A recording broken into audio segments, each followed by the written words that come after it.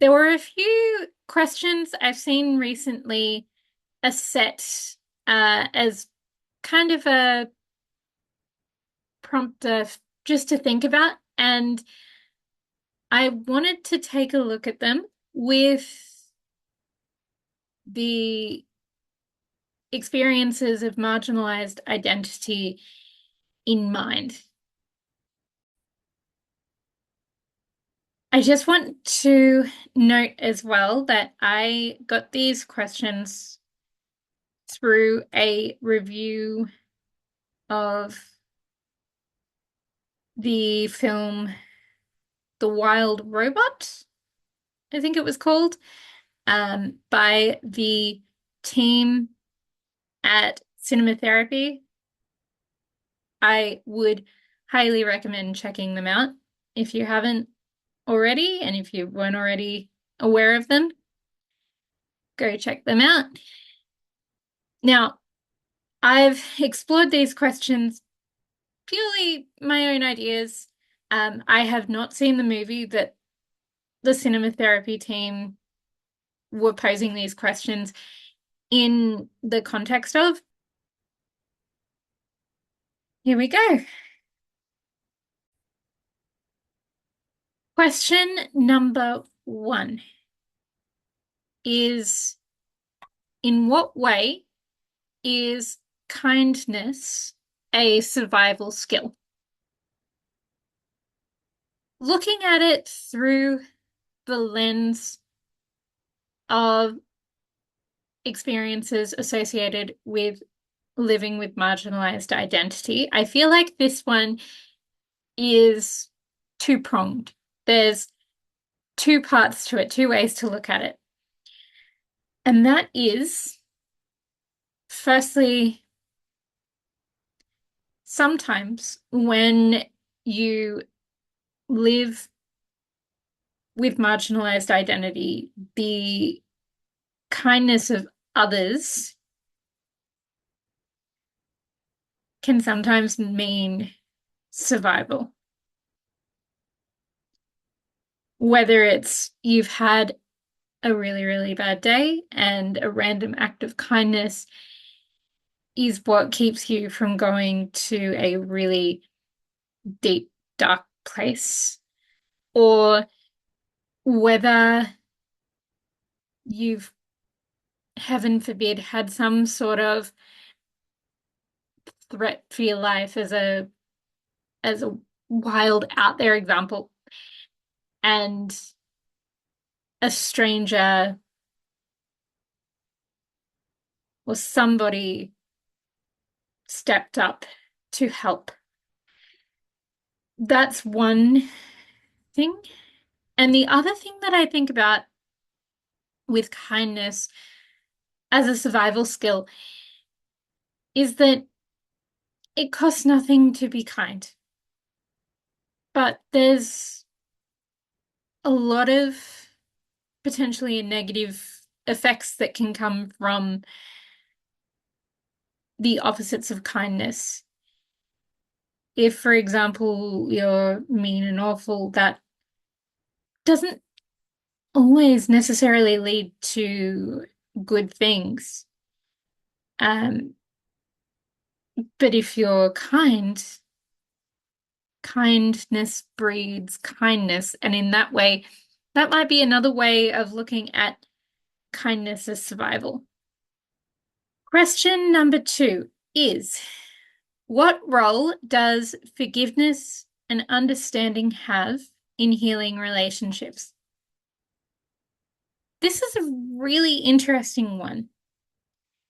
The thing that first comes to mind for me when I'm looking at it with experiences associated with marginalized identity in mind is where people, especially loved ones, don't necessarily understand that marginalized identity. For example, if they don't share it or they're not familiar with it and they don't understand. Forgiveness is about kind of acknowledging and accepting that and letting it be. Hannah Gadsby put it beautifully. I'm not quite sure off the top of my head where it was, but Hannah said something about choosing not to tell their grandma about their sexuality. And that being because at that stage, Hannah wanted to focus more on what they had in common, what connected them, what was the same about the two of them, rather than the differences. And the differences that perhaps Hannah's grandmother might not have understood or might not have understood fully. It sounds like in that example, the way that I heard Hannah talk about it, and I could be wrong, but it sounded to me like Hannah might have forgiven their grandma for that because they were acknowledging and accepting it and moving on. So, in terms of healing, it's a tricky one, but I think even developing that knowledge and that awareness that, as much as it sucks, not everyone is going to fully understand. And when you know that, you can, I suppose, heal the wounds, and you can, just like Hannah Gadsby did, search for what's the same and what you have in common and what connects you. Question 3. How can you grow beyond what you've been programmed to do? As we grow up in the world, we are socialized in certain ways and we learn certain things. Some of those go against or are kind of in direct opposition to, perhaps contradict, marginalized identities. For example, the idea that family is mum, dad, 2 kids. Not necessarily correct. Could be dad and 3 kids. Could be 2 mums and 1 kid. You get my point. It's different.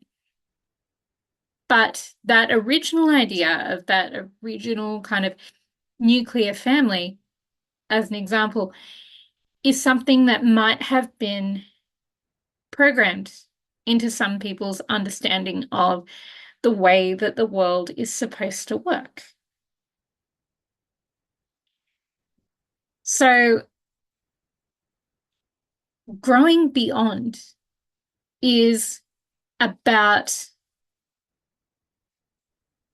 coming to the understanding, learning, and accepting that those original notions and ideas that you learned might not be the only truth. Might be the truth for some people, but it's not going to be the truth necessarily for everybody. Growing beyond that programming, to me, growing beyond what we might have originally be programmed, that sounds a little bit like being an ally, really. Um,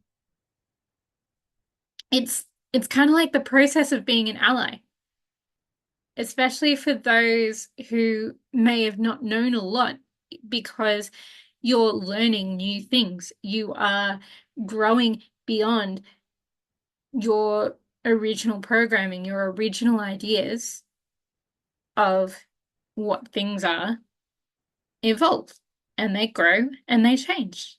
Thinking about it through the lens of marginalized identity and living with marginalized identity and the experiences that that can come with, I'd be really curious and keen to hear your thoughts.